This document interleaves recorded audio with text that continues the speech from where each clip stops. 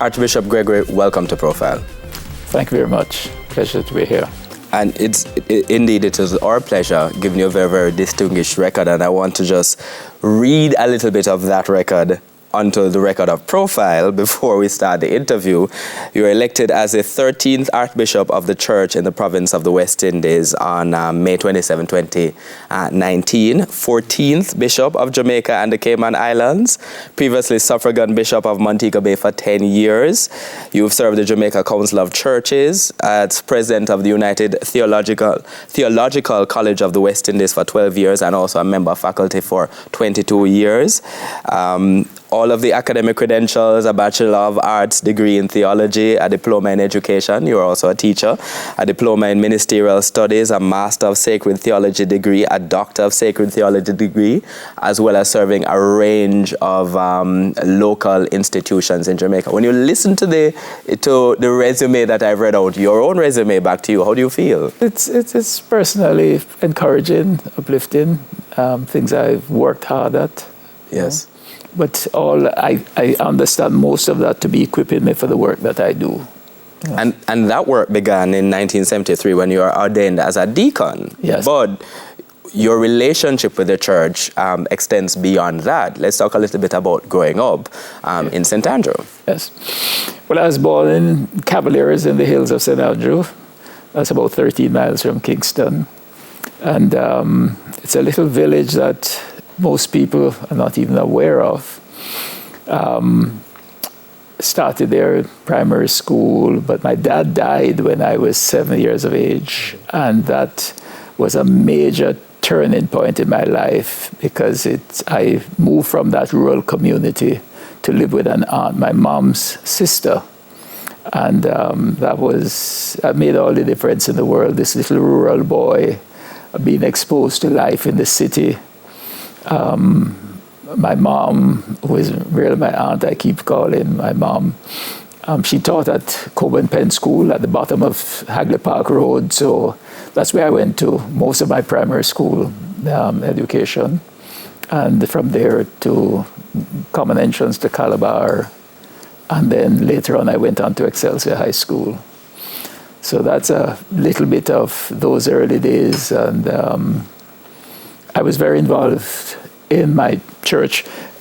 In terms of my involvement in the Anglican Church, because of some dislocation, that really got underway when I was about 13 and moved in a community on Washington Boulevard and got connected to St. Mary's Malines Road. That's where I preached my first sermon. Today I'll probably cover my face if I think about what I probably said, you know. But those are some the formative years of my life. So that is, what was it about that experience in Washington Boulevard that made the difference, that made you say, was that the point at which you were like, yeah, this is what I want to do? When I started to think about ministry, it's quite interesting because I said, okay, I'd like to be a priest. And then I said, but I could probably prepare the first week's sermon, but I don't think I would know what to say after that. I better forget about it. So at one stage, I really considered being a vet because I also did some sciences, not all of them in high school. But as I moved along, I was convinced that this is what I was being called to do. I began my ministry at the university as chaplain to the university full-time.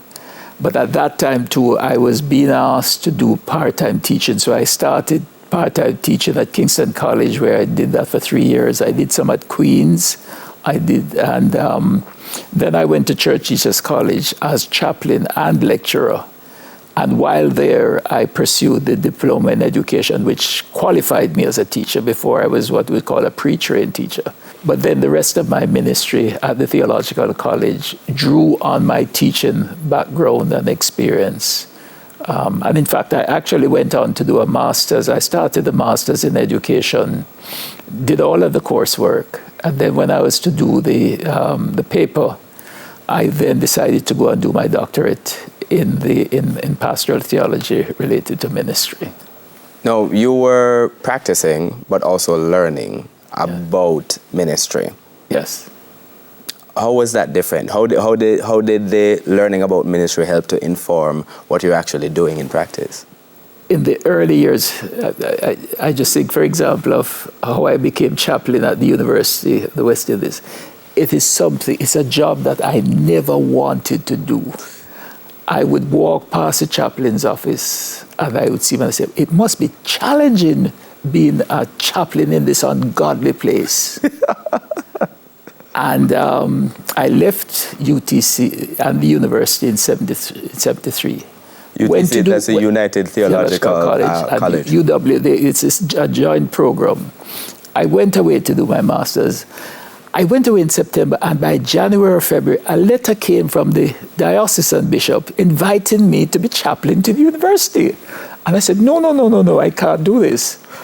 And I was working attached to a church in the United States, and there was a priest who was connected with Howard University, and I spoke to him about it. And I said, no, I don't want to do this.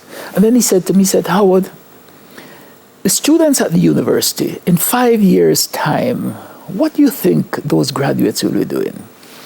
And I said, those graduates will probably start to climb their professional ladder and become leaders. And then he said to me, do you think you could help to shape the lives of those potential leaders? So that involvement with ministry shaped a lot with the students, shaped my interest in education, but also helped to sort of nurture me in terms of the direction of my ministry.